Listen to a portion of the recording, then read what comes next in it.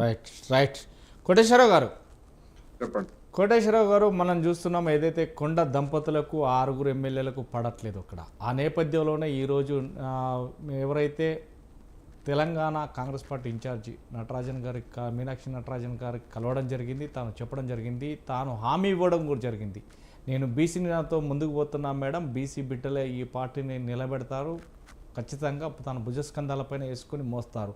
కానీ ఇదే నేపథ్యంలో రాహుల్ గాంధీ ప్రధాని చేయడం తథ్యం.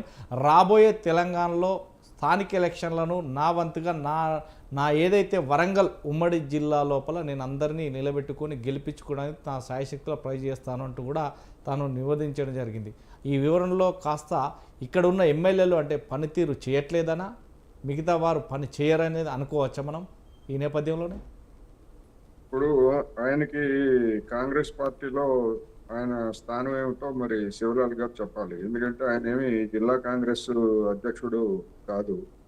మరి ఏమన్నా రాష్ట్ర కాంగ్రెస్ లో ఆయనకి ఏమన్నా బాధ్యత ఉన్నదేమో తెలియదు.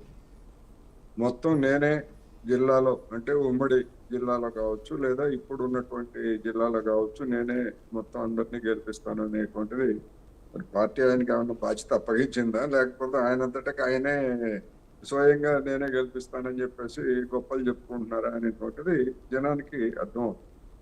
అందుకని చెప్పుకోవచ్చు, నాకు నాకు అవకాశం ఇస్తే లేదా నాకు బాధ్యత ఇస్తే నేను అందరినీ గెలిపిస్తా, మొత్తాన్ని రాష్ట్రాన్ని గెలిపిస్తా అని చెప్పుకోవచ్చు ఎవరైనా. దానేమి తప్పు పట్టక్కర్లా.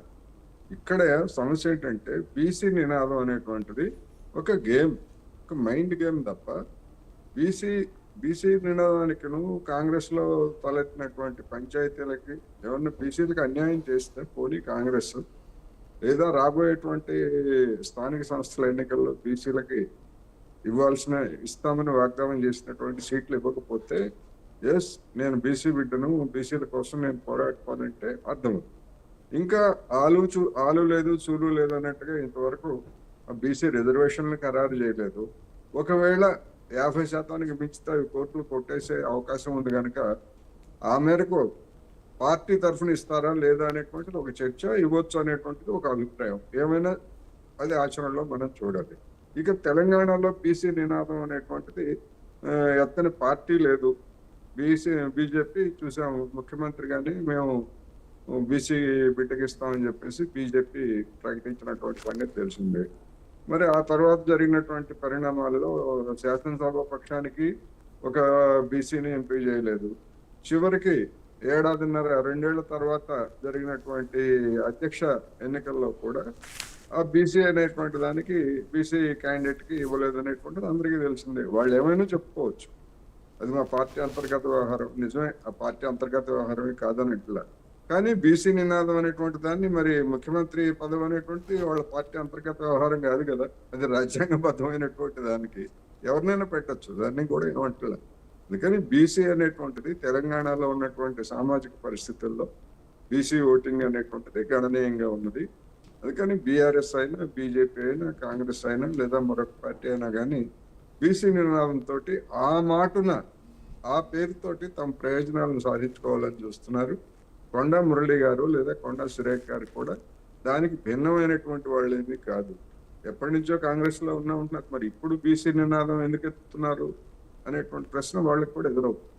అందుకని బీసీ నినాదం అనేటువంటిది ఒక గేమ్, మైండ్ గేమ్.